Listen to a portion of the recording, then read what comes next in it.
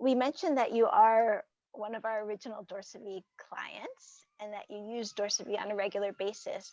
How do you incorporate the metrics into your clinical care? What measurements do you use? And is this something that is a helpful teaching tool?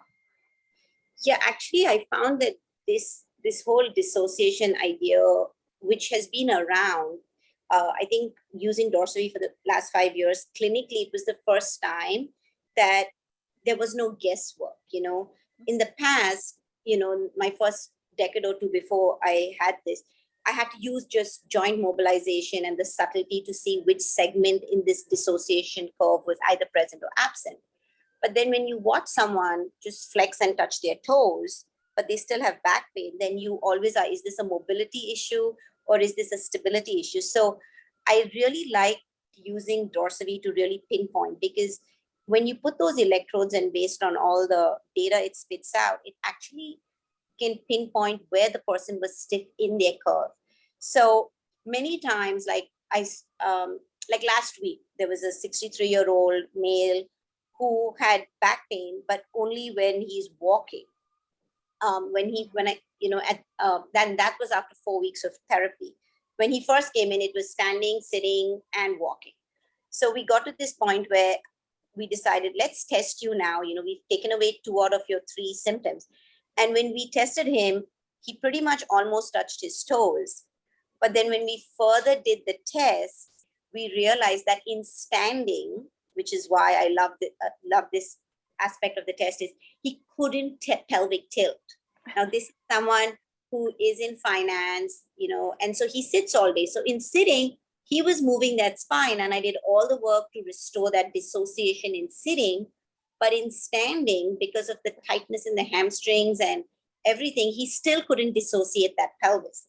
So sometimes as a clinician, you've restored mobility, but then the patient cannot use that mobility in a function which is called gait, and everybody has to walk.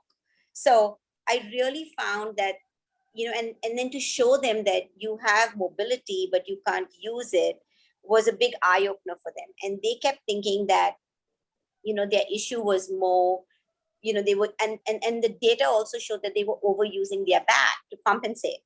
So it was really good to then teach this person how to relax their spine, stretch their hip, and really engage when they were walking about pelvic mobility and relax the back.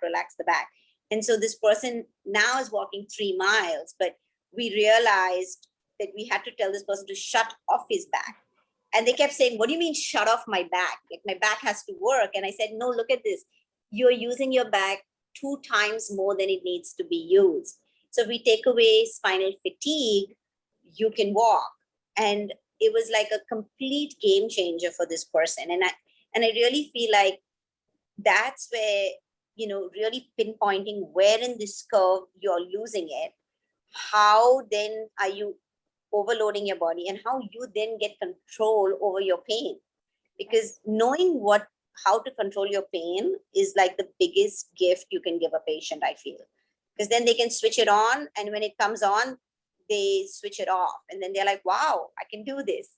And so we actually used the training tool to show him how he's on and off, and the graph starts to spike, and they go, exactly, oh my gosh. It's a great visualization. And so it's more educative for the patient, and more as a clinician, it allows you to make your case. So I really, really feel like that was a big one for me. And